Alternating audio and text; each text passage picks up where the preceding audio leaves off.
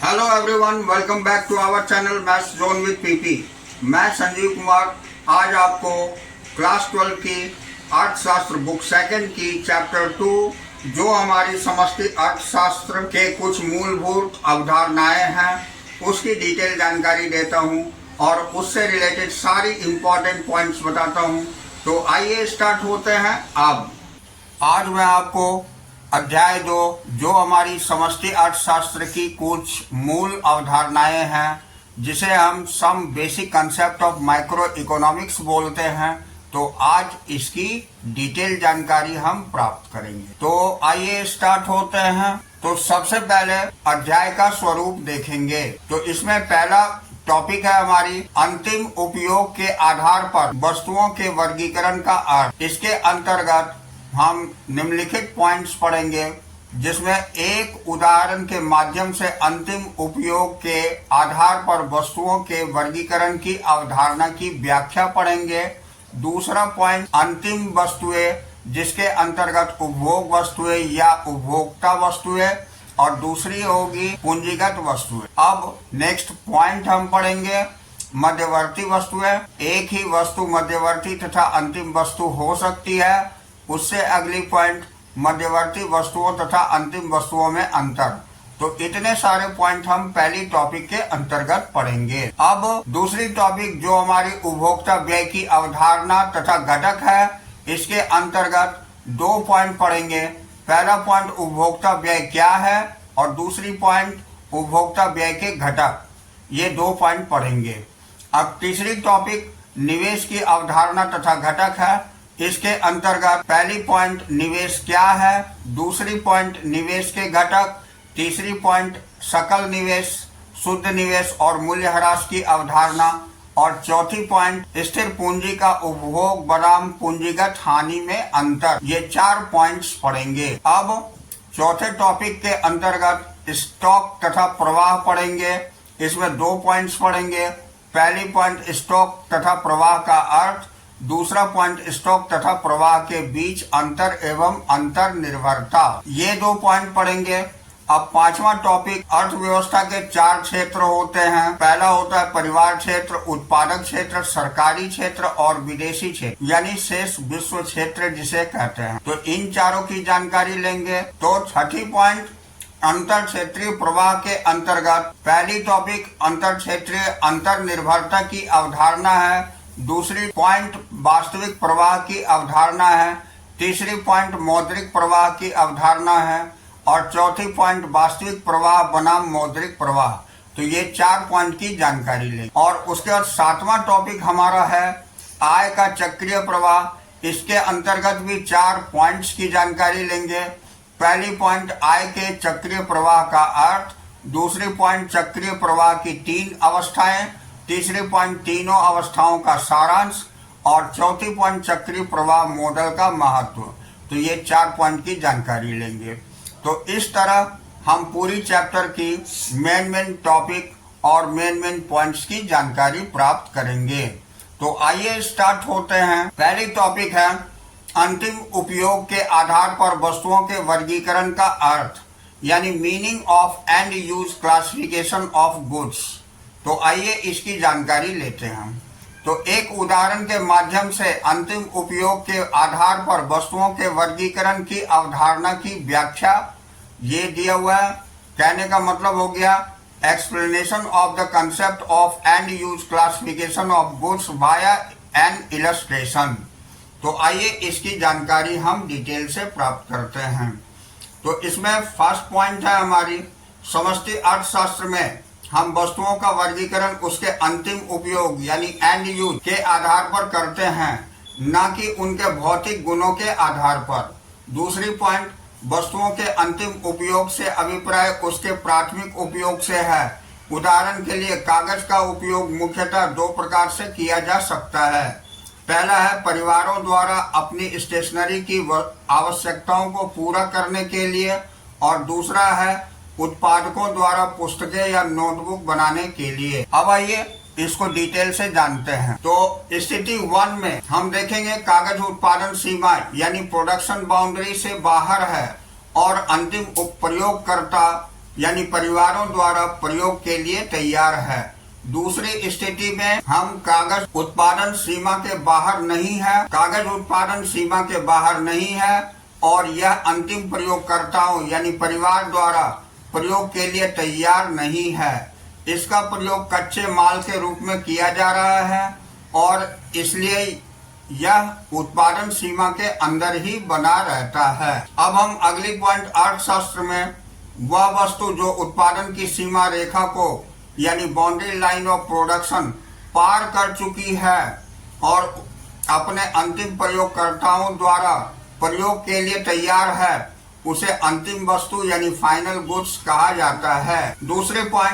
दूसरी ओर वह वस्तु जो उत्पादन की सीमा रेखा को पार नहीं कर पाई है और अपने अंतिम प्रयोगकर्ताओं द्वारा प्रयोग के लिए तैयार नहीं है, तो उसे मध्यवर्ती वस्तु यानी इंटरमीडिएट गुड्स कहा जाता है। अब हम उदाहरण देखेंगे। तो उदाहरण के अंतर्गत पहली पॉइंट हम देखते हैं। मान लीजिए कि वर्ष 2024-25 के दौरान देश के सभी कागज मिलों ने 100 टन कागज का उत्पादन किया है। यह भी मान लीजिए कि इस 100 टन में से 50 टन कागज का प्रयोग परिवारों द्वारा किया जाता है और शेष 50 टन का प्रयोग उत्पादकों द्वारा पुस्तकों और नोटबुक के उत्पादन में कच्चे माल के रूप में किया जाता है। तो अब देखिए, परिवारों द्वारा प्रयोग किए गए 50 टन कागज को अंतिम वस्तु माना जाएगा क्योंकि यह उत्पादन की सीमा रेखा को पार करके अपने अंतिम प्रयोगकर्ताओं तक पहुंच चुका है। उत्पादकों द्वारा प्रयोग किए गए 50 टन कागज को मध्यवर्ती वस्तु माना जाएगा क्योंकि यह अपने अंतिम प्रयोगकर्ताओं तक नहीं पहुंचा है और इसे अभी उत्पादन की सीमा रेखा को पार करना है। इस प्रकार हम कागज को उसके भौतिक गुणों के आधार पर वर्गीकृत नहीं कर रहे हैं बल्कि उसके अंतिम उपयोग यानी एंड यूज के आधार पर वर्गीकृत कर रहे हैं। तो अब आइए अब नेक्स्ट पॉइंट देखते हैं। तो अंतिम वस्तुओं को आगे इस प्रकार वर्गीकृत किया गया है। पहला है उपभोग वस्तुएं यानी उपभोक्ता वस्तुएं, कंजम्पशन गुड्स बोलते हैं या कंज्यूमर गुड्स बोलते हैं, तथा दूसरा होता है पूंजीगत वस्तुएं जो उसके अंतिम प्रयोगकर्ताओं पर निर्भर करती है। तो यदि अंतिम वस्तुओं के अंतिम प्रयोगकर्ता परिवार है तो वे उपभोक्ता वस्तुएं यानी कंज्यूमर गुड्स कहलाती है। अब आगे हम देखेंगे, यदि अंतिम वस्तुओं के अंतिम प्रयोगकर्ता उत्पादक है तो वे पूंजीगत वस्तुएं यानी कैपिटल गुड्स कहलाती है। अब नेक्स्ट, उपभोक्ता वस्तुओं का प्रयोग परिवारों द्वारा अपनी आवश्यकताओं की प्रत्यक्ष संतुष्टि के लिए किया जाता है। नेक्स्ट, पूंजीगत वस्तुओं का प्रयोग उत्पादकों द्वारा अपनी पूंजीगत परिसंपत्ति के रूप में किया जाता है। ये लंबे समय तक उत्पादन प्रक्रिया में बार बार प्रयोग की जाती है।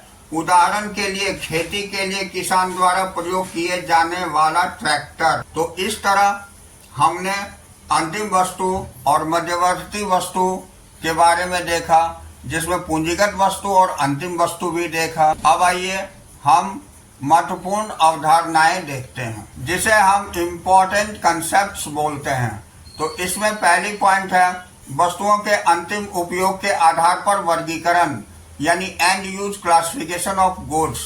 तो आइए इसमें देखते हैं। वस्तुओं को अंतिम उपयोग के आधार पर वर्गीकरण वह वर्गीकरण है जो वस्तुओं को अंतिम उपयोग के आधार पर वर्गीकृत करता है, न कि उसके भौतिक गुणों के आधार पर। अब इसमें पहली पॉइंट देखेंगे, वस्तुओं को अंतिम वस्तुओं के रूप में वर्गीकृत किया जाता है जब वे उत्पादन की सीमा रेखा को पार कर लेती है और अपने अंतिम प्रयोगकर्ताओं द्वारा उपयोग के लिए तैयार होती है। अब नेक्स्ट, वस्तुओं को मध्यवर्ती वस्तुओं के रूप में वर्गीकृत किया जाता है जब वे उत्पादन की सीमा रेखा के अंदर होती है और अभी अंतिम प्रयोगकर्ताओं द्वारा उपयोग के लिए तैयार नहीं होती है। अब नेक्स्ट, परिवारों द्वारा प्रत्यक्ष संतुष्टि के लिए उपयोग की जाने वाली वस्तुओं को उपभोक्ता वस्तु के रूप में वर्गीकृत किया जाता है। अब उसके बाद उत्पादकों द्वारा स्थिर परिसंपत्तियों के रूप में उपयोग की जाने वाली वस्तुओं को पूंजीगत वस्तुओं के रूप में वर्गीकृत किया जाता है। तो ये हम देखें इम्पोर्टेंट कंसेप्ट। तो अब देखिए, अंतिम उपयोग के आधार पर वस्तुओं का वर्गीकरण दर्शाने वाला प्रवाह चित्र यानी flow chart showing and use classification of goods. तो इसे हम देखेंगे। तो पहली पॉइंट इसमें अंतिम वस्तुएं यानी फाइनल गुड्स, इसके अंतर्गत उत्पादन की सीमा रेखा से परे होती है और जो अपने अंतिम प्रयोगकर्ताओं द्वारा प्रयोग के लिए तैयार होती है, उसे हम अंतिम वस्तु बोलते हैं। अब यहाँ मध्यवर्ती वस्तु है जिसे हम इंटरमीडिएट गुड्स बोलते हैं। पहली पॉइंट है इसमें कि उत्पादन की सीमा रेखा के अंदर होती है और जो अपने अंतिम प्रयोगकर्ताओं द्वारा प्रयोग के लिए तैयार नहीं है, तो ऐसी वस्तुओं को हम मध्यवर्ती वस्तु यानी इंटरमीडिएट गुड्स कहते हैं। अब अंतिम वस्तु को दो भागों में और भी वर्गीकृत किया गया। पहला है उपभोग या उपभोक्ता वस्तुएं। तो परिवारों द्वारा अपनी आवश्यकताओं की प्रत्यक्ष संतुष्टि के लिए प्रयोग की जाती है, उसे हम उपभोक्ता वस्तु बोलते हैं। दूसरी है पूंजीगत वस्तुएं। तो उत्पादकों द्वारा पूंजीगत वस्तुओं के रूप में प्रयोग की जाती है, उसे हम पूंजीगत वस्तु कहते हैं। तो इस तरह फ्लो चार्ट से हमने वस्तुओं का वर्गीकरण देखा। अब इसमें ध्यान देने वाली बात यह है, जो कि हम नोट के अंतर्गत देखेंगे। पहली पॉइंट, एक ही वस्तु के अंतिम प्रयोगकर्ता उत्पादक तथा उपभोक्ता दोनों हो सकते हैं।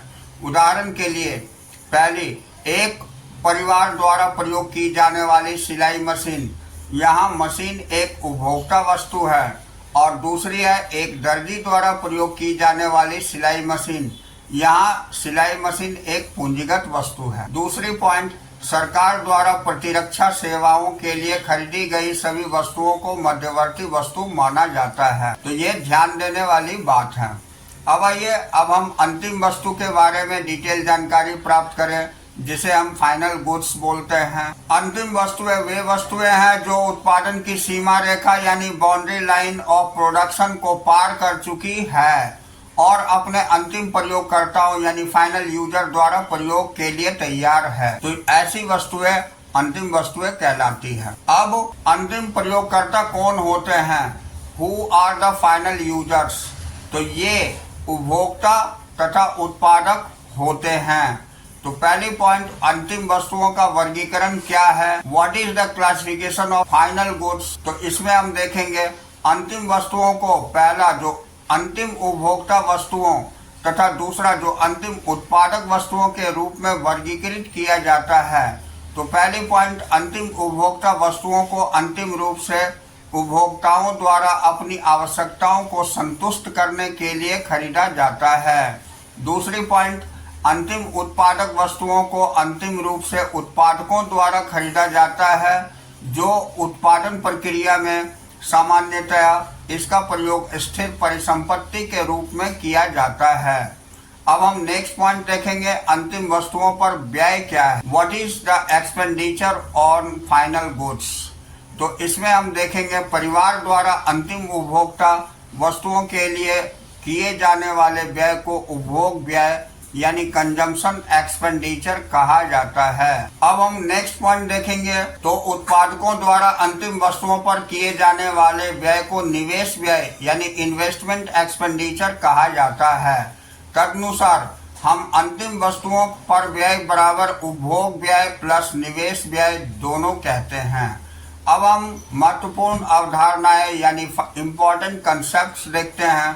तो इसमें हम पहली उत्पादन सीमा यानी प्रोडक्शन बाउंड्री देखेंगे। उत्पादन सीमा उत्पादन क्षेत्र के चारों ओर एक काल्पनिक रेखा है जो इस क्षेत्र के उत्पादित वस्तुओं की प्रकृति को दर्शाती है। दूसरी पॉइंट है, इसका प्रयोग मध्यवर्ती वस्तुओं से अंतिम वस्तुओं को भिन्न करने के लिए किया जाता है।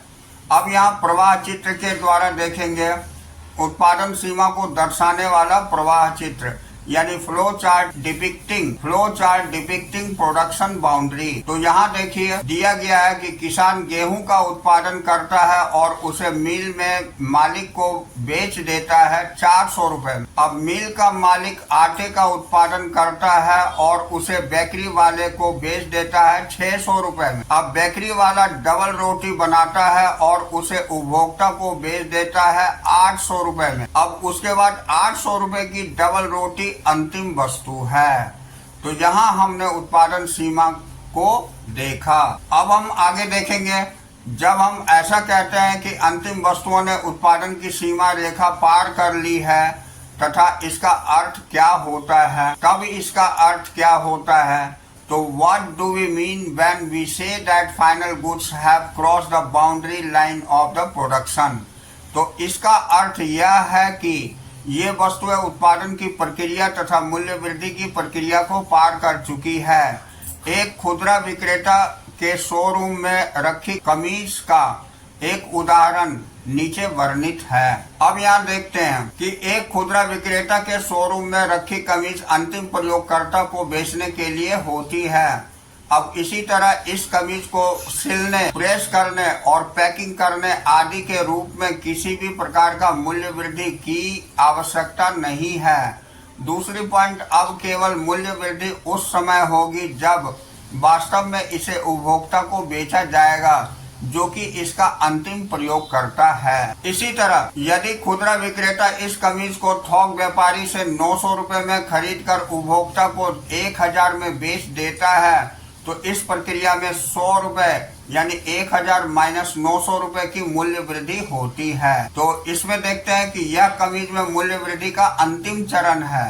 दूसरा, एक बार उपभोक्ता यानी अंतिम प्रयोगकर्ता को बेचे जाने के बाद इस कमीज की उत्पादन की सीमा रेखा के पार माना जाएगा और 1000 रुपए मूल्य वाली यह कमीज अंतिम वस्तुओं के रूप में गिनी जाएगी। अब स्मरण रहे कि राष्ट्रीय उत्पाद यानी नेशनल प्रोडक्ट तथा राष्ट्रीय आय यानी नेशनल इनकम का अनुमान लगाते समय केवल अंतिम वस्तुओं को ही सम्मिलित किया जाता है। अब आइए अगली पॉइंट हम देखते हैं, उपभोग वस्तुएं या उपभोक्ता वस्तुएं, जिसे हम कंजम्पशन गुड्स और कंज्यूमर गुड्स भी कहते हैं। तो इसमें देखिए, उपभोग वस्तुएं या उपभोक्ता वस्तुएं वे वस्तुएं होती है जो मानवीय आवश्यकताओं को प्रत्यक्ष रूप से डायरेक्टली संतुष्ट करती है। उदाहरण के लिए परिवारों द्वारा उपयोग किया गया दूध तथा आइसक्रीम, ये वस्तुएं खरीदने पर परिवारों द्वारा उपभोग की जाती है। दूसरी पॉइंट, उपभोग वस्तुओं का वर्गीकरण विस्तृत रूप से 4 श्रेणियों में किया जाता है जो कि इस प्रकार है। यहाँ हम देखते हैं उपभोग वस्तुएं यानी उपभोक्ता वस्तुएं, कंजम्पशन गुड्स, कंज्यूमर्स गुड्स कहते हैं जिसे। तो पहला होता है टिकाऊ वस्तुएं यानी ड्यूरेबल गुड्स। दूसरा होता है अर्ध टिकाऊ वस्तुएं यानी सेमी ड्यूरेबल गुड्स। तीसरा होता है गैर टिकाऊ वस्तुएं जिसे हम नॉन ड्यूरेबल गुड्स बोलते हैं। और चौथा होता है अभौतिक वस्तुएं या सेवाएं जिसे नॉन मटेरियल गुड्स और सर्विसेज कहते हैं। तो आइए इन सभी की पूरी डिटेल जानकारी प्राप्त करते हैं। इसमें सबसे पहले हम टिकाऊ वस्तुओं की जानकारी प्राप्त करेंगे। तो इसमें पहली पॉइंट हम देखते हैं, टिकाऊ उपभोग वस्तुएं वे वस्तुएं हैं जिनका उपयोग कई वर्षों तक किया जा सकता है तथा जिसका सापेक्ष मूल्य भी अधिक होता है। दूसरी पॉइंट है, इन वस्तुओं का अंत तक बार बार उपयोग किया जाता है। जैसे एग्जाम्पल में हम ले लेते हैं टीवी, रेडियो, कार, स्कूटर, कपड़े धोने की मशीन टिकाऊ उपभोग वस्तुओं के कुछ उदाहरण हैं। अब आइए हम अर्ध टिकाऊ वस्तुएं देखते हैं। तो इसमें पहली पॉइंट, अर्ध टिकाऊ उपभोग वस्तुएं वे वस्तुएं हैं जिनका उपयोग 1 वर्ष या उससे कुछ अधिक समय के लिए किया जा सकता है। ये वस्तुएं बहुत ऊंचे मूल्य की नहीं होती है, जैसे है कपड़े, फर्नीचर, क्रॉकरी, बिजली का सामान आदि अर्ध टिकाऊ उपभोग वस्तुओं के उदाहरण हैं। अब हम तीसरा पॉइंट देखते हैं, गैर टिकाऊ वस्तुएं। तो गैर टिकाऊ अथवा एकल उपयोग उपभोग वस्तुएं वे वस्तुएं हैं जिनका केवल एक ही बार उपयोग किया जाता है। जैसे एग्जाम्पल के लिए आप जिस डबल रोटी को खाते हैं तो वह डबल रोटी एक बार के उपयोग से समाप्त हो जाएगी। आप उस डबल रोटी को दोबारा उपयोग नहीं कर सकेंगे। ऐसी वस्तुओं का सापेक्ष मूल्य भी कम होता है। जैसे में हम देखते हैं, ये हमारी स्याही है, घरेलू एलपीजी है, दूध है तथा पेट्रोल है, गैर टिकाऊ अथवा एकल उपभोग वस्तुओं का एक उदाहरण है। अब हम चौथी पॉइंट जो देखेंगे वो अभौतिक वस्तुएं या सेवाएं देखेंगे। तो इसमें पहला पॉइंट है, सेवाएं वे गैर भौतिक वस्तुएं होती है जो मानवीय आवश्यकताओं को प्रत्यक्ष रूप से संतुष्ट करती है। जैसे डॉक्टर, वकील, घरेलू नौकर आदि की सेवाएं इसके कुछ उदाहरण हैं। तो इस तरह हमने देखा उपभोग वस्तुएं या उपभोक्ता वस्तुएं हमारे 4 तरह के होते हैं और चारों की जानकारी प्राप्त की। अब हम पूंजीगत वस्तुएं देखते हैं जिसे हम कैपिटल गुड्स बोलते हैं। अब आइए अब हम पूंजीगत वस्तुएं जिसे कैपिटल गुड्स बोलते हैं उसकी जानकारी प्राप्त करते हैं। तो पहली पॉइंट है, पूंजीगत वस्तुएं उत्पादकों की स्थिर परिसंपत्ति यानी फिक्स्ड एसेट्स होती है। उदाहरण के लिए प्लांट एवं मशीनरी। दूसरी पॉइंट होती है, स्थिर परिसंपत्तियों के रूप में पूंजीगत वस्तुओं का उत्पादन प्रक्रिया में बार बार कई वर्ष तक प्रयोग किया जाता है तथा ये वस्तुएं उच्च मूल्य वाली होती है। अब इससे अगली पॉइंट हम देखेंगे। तो अगली पॉइंट के अंतर्गत यद्यपि नट एंड बोल्ट अथवा कील तथा पेंच, नेल्स एंड स्क्रूज को भी कई वर्षों तक प्रयोग में लाया जाता है, किंतु ये पूंजीगत वस्तुएं नहीं होती क्योंकि ये कम मूल्य वाली वस्तुएं हैं। नेक्स्ट पॉइंट, उत्पादकों की केवल उन अस्थिर परिसंपत्तियों को ही पूंजीगत वस्तुएं माना जाता है जिनका कई वर्षों तक उत्पादन की प्रक्रिया में प्रयोग किया जाता है और जिनका उच्च मूल्य होता है। नेक्स्ट पॉइंट, पूंजीगत वस्तुओं में मूल्यह्रास भी शामिल होता है। इससे अभिप्राय स्थिर परिसंपत्तियां जो प्रयोग में है के मूल्य में उसकी टूट फूट के कारण होने वाली हानि से है। अब हम प्रयोग यानी यूजेस देखते हैं। तो इन वस्तुओं का उत्पादकों द्वारा प्रयोग या तो पहली पॉइंट पूंजीगत स्टॉक का पुनर्स्थापन करने के लिए या दूसरी पॉइंट पूंजीगत स्टॉक में वृद्धि करने के लिए किया जाता है। तो अब हम अगली पॉइंट इसी के अंतर्गत क्या आप जानते हैं, डिड यू नो, इसकी जानकारी प्राप्त करेंगे। तो सभी मशीनें पूंजीगत वस्तुएं नहीं होती। All machines are not capital goods. तो देखिए इसकी जानकारी लेते हैं। तो सभी मशीनें पूंजीगत वस्तुएं नहीं होती।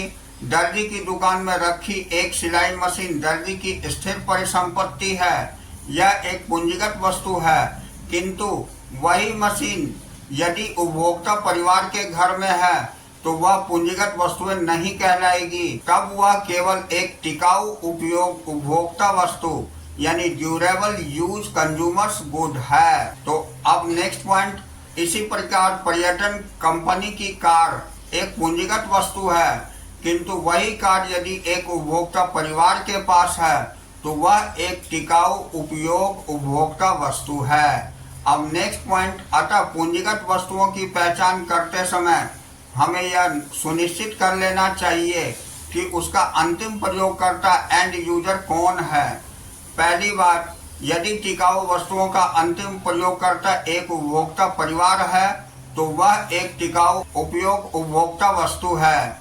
दूसरी बात, इसके विपरीत यदि टिकाऊ वस्तुओं का अंतिम प्रयोगकर्ता एक उत्पादक है तो यह एक पूंजीगत वस्तुएं हैं।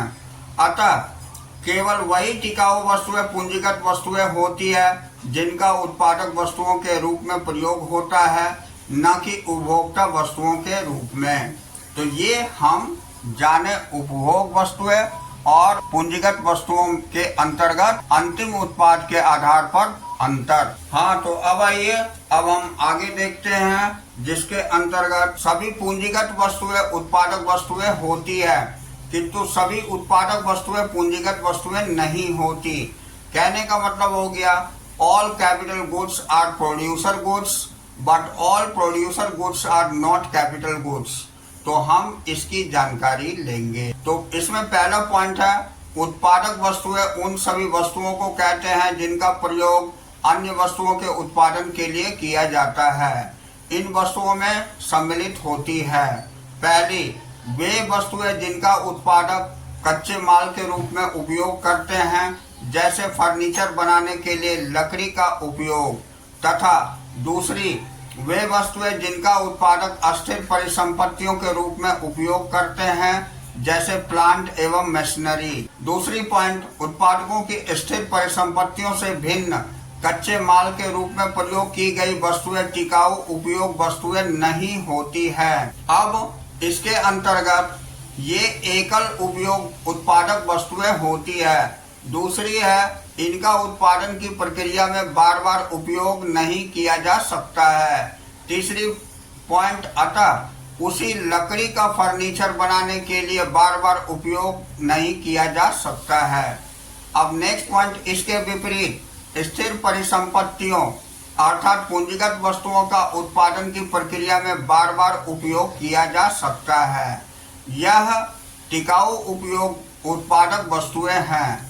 अतः जबकि सभी पूंजीगत वस्तुएं उत्पादक वस्तुएं होती है और सभी उत्पादक वस्तुएं पूंजीगत वस्तुएं नहीं होती। तो मैं उम्मीद करता हूँ ये समझ में आ गई हो। अब अगला पॉइंट हम देखते हैं। तो अगला पॉइंट हमारी है, उपभोग वस्तुएं एवं पूंजीगत वस्तुओं के बीच महत्वपूर्ण समानता एवं अंतर, यानी important similarities and differences between consumption goods and capital goods. तो आइए सबसे पहले समानता देखते हैं, यानी सिमिलरिटीज। तो उपभोग वस्तुएं एवं पूंजीगत वस्तुओं के बीच समानता यह है कि ये अंतिम वस्तुएं हैं और इसलिए ये राष्ट्रीय आय के आकलन में सम्मिलित होती है। अंतर क्या है? डिफरेंसेस।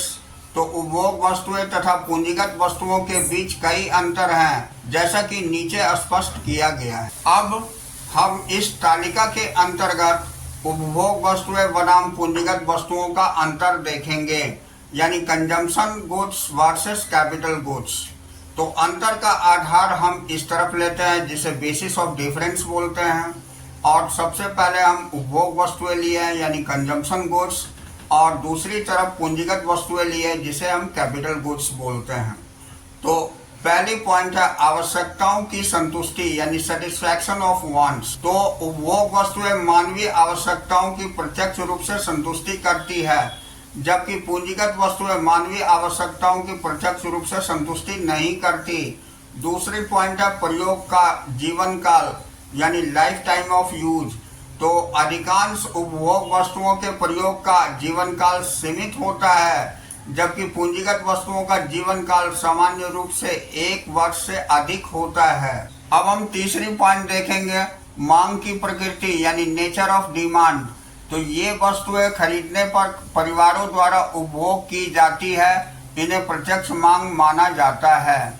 जबकि ये वस्तुएं परिवारों द्वारा उपभोग नहीं की जाती है, इसके बजाय ये उत्पादकों द्वारा अधिक उत्पादन करने के लिए उपयोग की जाती है, इन्हें व्युत्पन्न मांग कहा जाता है। अब चौथी अंतर व्यय की प्रकृति है, यानी नेचर ऑफ एक्सपेंडिचर। तो उपभोक्ता वस्तु में उपभोग वस्तुओं के लिए किए गए व्यय को उपभोग व्यय कहा जाता है, जबकि पूंजीगत व्यय में पूंजीगत वस्तुओं पर किए गए व्यय को निवेश व्यय कहा जाता है। अब पांचवा आर्थिक अभाव है, यानी इकोनॉमिक इम्पैक्ट जिसे बोलते हैं। तो उपभोग वस्तुओं के अधिक उत्पादन के कारण लोगों का उच्च स्तर पर कल्याण होता है। दूसरी पॉइंट है, यह उसके जीवन की गुणवत्ता में वृद्धि करता है। और यहाँ पूंजीगत वस्तुओं के अधिक उत्पादन के कारण अर्थव्यवस्था में उत्पादन क्षमता अधिक होती है। और दूसरी पॉइंट है, यह सकल घरेलू उत्पाद यानी जीडीपी को बढ़ाता है। तो इस तरह हमने उपभोक्ता वस्तु और पूंजीगत वस्तु के बीच अंतर देखा। अब हम अगली पॉइंट देखते हैं, जिसे हम मध्यवर्ती वस्तुएं कहते हैं, यानी इंटरमीडिएट गुड्स। तो आइए इसकी डिटेल जानकारी प्राप्त करते हैं। तो पहली पॉइंट है मध्यवर्ती वस्तुएं वे वस्तुएं हैं जिन्होंने अभी तक उत्पादन की सीमा रेखा को पार नहीं किया है। दूसरी है, अभी इन वस्तुओं में मूल्य वृद्धि की जानी है। और तीसरी है, जो अभी अंतिम प्रयोगकर्ता द्वारा उपयोग के लिए तैयार नहीं है। तो जिसमें ये 3 कंडीशंस पाए जाते हैं वो मध्यवर्ती वस्तुएं कहलाती हैं। अब अन्य शब्दों में हम कह सकते हैं मध्यवर्ती वस्तुएं वे वस्तुएं होती है जिनमें एक फर्म द्वारा किसी अन्य फर्म से कच्चे माल के रूप में अथवा पुनः बिक्री के लिए खरीदा जाता है। मध्यवर्ती वस्तुओं के कुछ उदाहरण इस प्रकार हैं। पहला, यदि फर्म X फर्म Y से पुनः बिक्री रीसेल के लिए कमीजें खरीदता है तब ये कमीजें मध्यवर्ती वस्तुएं कहलाती है, क्योंकि पुनः बिक्री द्वारा इन कमीजों में मूल्य वृद्धि की जानी है। दूसरी एग्जाम्पल लेते हैं, कुर्सियां बनाने के लिए बढ़ई द्वारा खरीदी गई लकड़ी इमारती लकड़ी विक्रेता से एक मध्यवर्ती वस्तु है, क्योंकि कुर्सियां बनाने के लिए लकड़ी का प्रयोग कच्चे माल के रूप में किया जाता है और लकड़ी को कुर्सियों में बदलकर उसमें मूल्य की वृद्धि की जाती है। तो इस तरह ये सारी मध्यवर्ती वस्तुएं हैं। अब हम नेक्स्ट पॉइंट देखेंगे, राष्ट्रीय आय में शामिल न होना यानी non inclusion in national income. तो इसमें पहला पॉइंट है, मध्यवर्ती वस्तुओं का मूल्य अंतिम वस्तुओं के मूल्य का एक भाग बन जाता है। अतएव राष्ट्रीय उत्पाद या राष्ट्रीय आय के अनुमान में मध्यवर्ती वस्तुओं को सम्मिलित नहीं किया जाता है, अन्यथा राष्ट्रीय आय के आकलन में दोहराव आ जाएगा, जिसे दोहरी गिनती यानी डबल काउंटिंग बोलते हैं। एक वस्तु के मूल्य को एक से अधिक बार जोड़ना ही दोहराव कहा जाता है, इसे हम डबल काउंटिंग कहते हैं। अब जैसे उदाहरण के लिए ले लीजिए, जब एक बढ़ई 10,000 रुपए की लकड़ी खरीदता है तो उसे 20,000 रुपए मूल्य की कुर्सियों में बदलता है, तब कुर्सियों यानी अंतिम वस्तु के मूल्य में लकड़ी मध्यवर्ती वस्तु का मूल्य शामिल होता है। अब नेक्स्ट पॉइंट, मध्यवर्ती वस्तुओं पर व्यय यानी एक्सपेंडिचर ऑन इंटरमीडिएट गुड्स हम देखेंगे। तो इसमें पहला पॉइंट, उत्पादकों द्वारा एक लेखा वर्ष के दौरान मध्यवर्ती वस्तुओं पर किया गया व्यय मध्यवर्ती उपभोग यानी इंटरमीडिएट कंजम्पशन या मध्यवर्ती लागत यानी इंटरमीडिएट कॉस्ट कहलाता है। अब हम नेक्स्ट टॉपिक, एक ही वस्तु अंतिम तथा मध्यवर्ती वस्तु हो सकती है यानी सेम गुड्स में बी फाइनल और इंटरमीडिएट। तो इसकी जानकारी लेंगे। तो आइए इसे देखते हैं। पहली पॉइंट है, कुछ वस्तुओं को अंतिम वस्तुओं तथा कुछ अन्य वस्तुओं को मध्यवर्ती वस्तुओं का नाम देना संभव नहीं है। दूसरी बात है, एक ही वस्तुएं अंतिम अथवा मध्यवर्ती वस्तुएं हो सकती है। यह अंतर वस्तुओं के अंतिम उपयोग यानी एंड यूज पर निर्भर करता है। जैसे कि हम देखते हैं, यदि उत्पादकों द्वारा इसका प्रयोग कच्चे माल के रूप में किया जाता है तो इसे मध्यवर्ती वस्तु माना जाएगा। और दूसरा है, यदि उत्पादकों द्वारा इसे खरीदा तथा पुनः बेचा भी जा सकता है तो इसे भी मध्यवर्ती वस्तु माना जाएगा। तीसरी बात है, किंतु यदि इसे उत्पादक द्वारा अस्थिर परिसंपत्ति जैसे किसान द्वारा ट्रैक्टर का प्रयोग के रूप में उपयोग किया जाता है तो इसे अंतिम वस्तु माना जाएगा। अब निसंदेह परिवार यानी हाउस होल्ड द्वारा अंतिम उपयोग के लिए खरीदी गई वस्तुओं को अंतिम वस्तुएं माना जाएगा। तो इस तरह हम अंतिम वस्तु और मध्यवर्ती वस्तु को देखें और उसे समझे। अब आइए हम नेक्स्ट पॉइंट देखते हैं। तो आइए उपरोक्त बातों को दो वस्तुओं चीनी तथा कागज के उदाहरण से समझें। तो जैसे कि बिस्कुट के उत्पादन में चीनी का कच्चे माल के रूप में प्रयोग एक मध्यवर्ती वस्तु है, किंतु एक परिवार द्वारा दूध तथा चाय में प्रयोग की गई चीनी अंतिम वस्तु है। एक विद्यार्थी द्वारा खरीदा गया कागज एक अंतिम वस्तु है, किंतु जब एक प्रकाशक यानी पुस्तक बनाने वाले के लिए कागज खरीदता है तो यह मध्यवर्ती वस्तु बन जाती है। तो अब मध्यवर्ती वस्तु, नेक्स्ट पॉइंट हम देखेंगे मध्यवर्ती वस्तुओं और अंतिम वस्तुओं में अंतर।